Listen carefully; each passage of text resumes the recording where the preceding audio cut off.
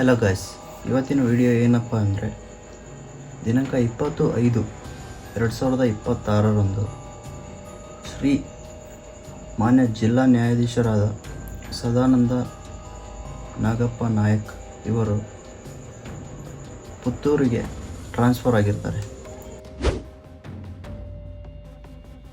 ಅಂದು ಅಚಾನಕ್ಕಾಗಿ ನಮ್ಮ ಆತ್ಮೀಯರಾದ ಕನಕೇಶ್ ಅಂತೇಳಿ ವಕೀಲರು ಬೀಳ್ಕೊಡುಗೆ ಸಮಾರಂಭ ಹಮ್ಮಿಕೊಂಡಾಗ ಕನಕೇಶನ ವ್ಯಕ್ತಿಗೆ ಸಡನ್ನಾಗಿ ಹೃದಯಾಘಾತ ಆಗುತ್ತೆ.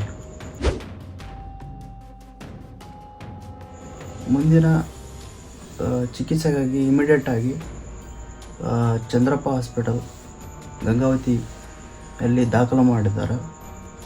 ಅಲ್ಲಿ ಡಾಕ್ಟ್ರು ದೇವರಾಜ್ ಡಾಕ್ಟ್ರು ಮತ್ತು ಚಂದ್ರಪ್ಪ ಡಾಕ್ಟ್ರು ಇರ್ತಾರಲ್ಲಿ. ಅವರು ನೋಡಿದಾಗ ನಮ್ಮ ಫ್ರೆಂಡಿಗೆ ಕನಕೇಶನ ಅಲಿಯಾಸ್ ಕನಕಪ್ಪ ಅನ್ನೋ ವ್ಯಕ್ತಿಗೆ ಪಿಟ್ಸ್ ಟೈಪ್ ಬಂದು ಆಮೇಲೆ ಹಾರ್ಟ್ ಅಟ್ಯಾಕ್ ಆಗಿ ಎರಡು ಸಂಭವಿಸಿ ಕನಕೇಶನ ವ್ಯಕ್ತಿಗೆ ಕೇವಲ 25-26 ವರ್ಷ ತುಂಬಿರ್ಬೋದು. ಅವನು ಒಳ್ಳೆ ವ್ಯಕ್ತಿ. ಅವನದು ಊರು ಬಂದುಬಿಟ್ಟು ಚಿಕ್ಕಮದ್ನಾಡು, ಕನಕಿರಿ ಹತ್ರ 10 ಕಿಲೋಮೀಟ್ರ್ ಆಗುತ್ತಂತೆ. ಅವನಿಗೆ ಪಿಟ್ಸ್ ಅಟ್ಯಾಕ್ ಆಗಿ ಇಮಿಡಿಯೇಟ್ ಮತ್ತು ಹೃದಯಾಘಾತ ಆಗಿ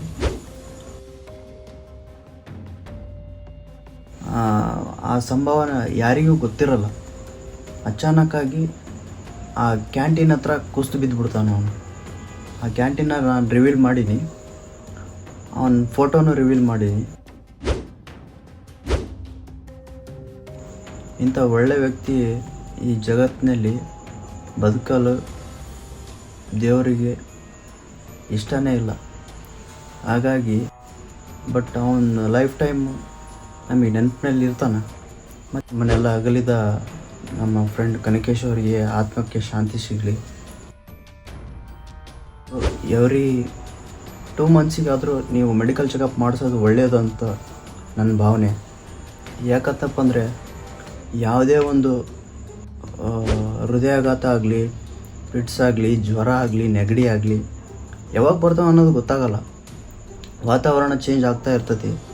ನಾವೂ ಅದ್ರ ತಕ್ಕಂಗೆ ನಮ್ಮ ಬಾಡಿನೂ ನಾವು ಒಂದ್ಸಲ ಏನಪ್ಪ ಖಾಲಿ ಇದ್ದಾಗ ಸ್ಕ್ಯಾನಿಂಗ್ ಮಾಡಿಸೋದಾಗಲಿ ಅಥವಾ ಎವ್ರಿ 2 ಮಂತ್ಸಿಗಾಗಲಿ 3 ಮಂತ್ಸಿಗಾಗಲಿ ಬಾಡಿ ಚೆಕಪ್ ಮಾಡಿಸ್ಕೊತಿದ್ರೆ ಒಳ್ಳೇದಿರ್ತದೆ ನಮ್ಮ ಬಾಡಿಗೆ. ಆಮೇಲೆ ನಮ್ಮ ಕನಕೇಶನ ವ್ಯಕ್ತಿಗೆ ಯಾವುದೇ ದುರ್ಚಟ ಇದ್ದಿದ್ದಿಲ್ಲ. ಒಳ್ಳೆ ವ್ಯಕ್ತಿ, ಅವನಿಗೆ ಯಾವುದೇ ಮದ್ಯ ಸೇವನೆ ಯಾವುದೂ ಇದ್ದಿದ್ದಿಲ್ಲ. ಅಂಥ ವ್ಯಕ್ತಿಗೆ ಹೃದಯಾಘಾತ ಆಗುತ್ತಂದರೆ ನಾವು ಯಾವ ಸಾವನ್ನು ಬರುತ್ತೆ, ಯಾವ ರೀತಿ ಹೋಗುತ್ತೆ ಅನ್ನೋದು ನಮ್ಮ ಕೈಯಲ್ಲಿ ಇಲ್ಲೇ ಇಲ್ಲ. ನಾವು ಈ ಪ್ರತಿ ಕ್ಷಣ, ಈ ಬದುಕಿರೋ ಕ್ಷಣ ಗೋಲ್ಡನ್ ಮೂಮೆಂಟ್ ಅಂತ ಅನ್ಕೋಬೇಕು. ಈ ಕ್ಷಣಗಳು ನಾವು ಪ್ರತಿ ಸಂತೋಷದಿಂದನೇ ಕಳೀಬೇಕು. ಹೊರ್ತು ಬೇರೆಯವ್ರ ಮೇಲೆ ಹೊಟ್ಟೆ ಕಿಚ್ಚು ಮಾಡೋದಾಗಲಿ, ಅವ್ರ ಮೇಲೆ ಕೋಪ ಮಾಡ್ಕೊಳೋದಾಗಲಿ, ಎಲ್ಲರ ಜೊತೆ ನಕ್ಕಂತ ಆಡ್ಕೊಂತ ಚೆನ್ನಾಗಿರ್ಬೇಕು. ಅವರು ನಮ್ಮ ಜೊತೆ ಚೆನ್ನಾಗಿದ್ದರೆ ಅವ್ರ ಜೊತೆ ನಾವು ಚೆನ್ನಾಗಿರ್ಬೇಕು. ಮತ್ತು ಕನಕೇಶನ ವ್ಯಕ್ತಿಗೆ ಮದುವೆ ಆಗಿದ್ದಿಲ್ಲ. ಅವನು ಲಾಯರ್ ವೃತ್ತಿಯಲ್ಲಿ ತೊಡಗಿದ್ದ. 4 ತಿಂಗಳಾಗಿತ್ತು, ಬರೀ 4-5 ತಿಂಗಳಾಗಿತ್ತು. ಅವನು ಸದರಿ ತನ್ನ ಗ್ರ್ಯಾಜುಯೇಷನಲ್ಲಿ ಚೆನ್ನಾಗಿ ಓದ್ತಿದ್ದ, ಚೆನ್ನಾಗಿ ಬರೀತಿದ್ದ. ಒಳ್ಳೆ ಇಂಟೆಲಿಜೆಂಟ್ ಪರ್ಸನ್ ಇದ್ದ, ಬ್ರಿಲಿಯಂಟ್ ಪರ್ಸನ್ ಇದ್ದ. ಹಾಗಿದ್ದರೆ ಈ ಟೈಮ್ ಹೆಂಗಿರುತ್ತೆ ಅನ್ನೋದು ಯಾರಿಗೂ ಗೊತ್ತಾಗಂಗಿಲ್ಲ. ಮತ್ತು ಈ ಮೆಡಿಕಲ್ ಟ್ರೀಟ್ಮೆಂಟ್ ಅನ್ನೋದು ಯಾವ ರೀತಿ ಪಡೆದುಕೋಬೇಕಂದ್ರೆ ಅದು ನಮಗೂ ಬಾಡಿಗೆ